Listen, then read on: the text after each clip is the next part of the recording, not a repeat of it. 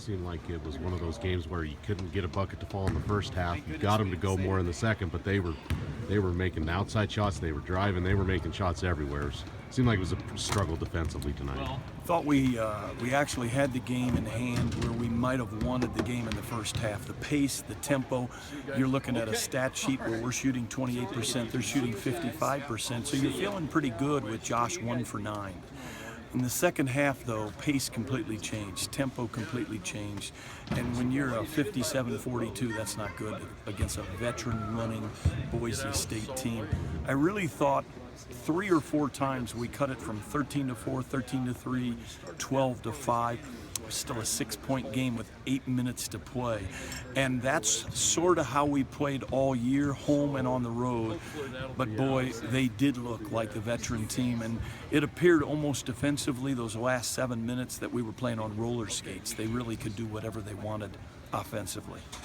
Happened in the first half, Larry, offensively. It seemed like they were really, everything was contested. You didn't have, was struggled to even get even decent looks. Did they do anything different defensively? Did they just get up in you, or what did you kind of observe there in the first half? I thought they really dug in. They made every catch a tough catch, both out of bounds catches and half court catches. And somehow, because we got to the foul line late in the half, Hayden Dalton and Al Herndon did a nice job getting to the foul line. We managed to keep that thing 6 and 8. It stayed that way, again, for the next 12 minutes. We just didn't have enough in the tank, and that's my fault. I told him in the locker room I take total responsibility for this.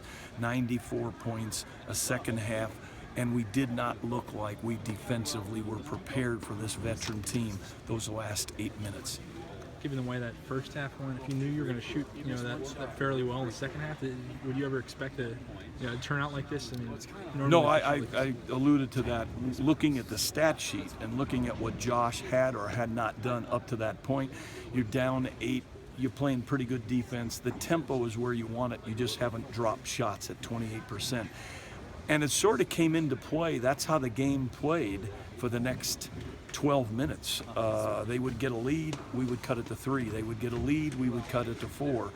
Again, I give them credit. A veteran team, a team expected to be quite good, especially on their home court, and boy, they were those last 8 minutes. Hayden gave you a pretty good boost in the first half, but twisted that. Was it an ankle? Twisted an ankle. Couldn't go in the second half, just too much pain. And I know you're not a doctor, but you anticipate that being long term, or do you know anything about that yet? Well, I don't think it's long term, but he did hit it pretty hard. He could not give it a shot the second half. Hayden was on his way to his best game, and he sort of kept us in that ball game in the first half with 10 points and 4 rebounds, and really had done a pretty good job protecting the glass. But all season long, it's been next man up. We just didn't have that next man this afternoon. Those last 8 minutes where you said you're defensively kind of on roller skates, offensively you're maybe turning the ball over a little more. Was that, what was the challenge there? I'd say probably a frustration. You're down 10 or 11 and you're trying to catch up, and sometimes when you catch up you make hurried plays. But I was more concerned about the defense, because when I used the expression they had us on roller skates, they were beating us off the dribble, dropping it off, beating us off the dribble, getting some easies to the glass, and then those last 4 minutes, if I'm not mistaken, they made 5 threes in the last 4 minutes. So what opened the whole can of worms was the dribble drive, and that led to some timely threes at the end of the game when they stretched it from what appeared most of the night to be a 10, 11-point game, a 25-point game. What do you look at in the film?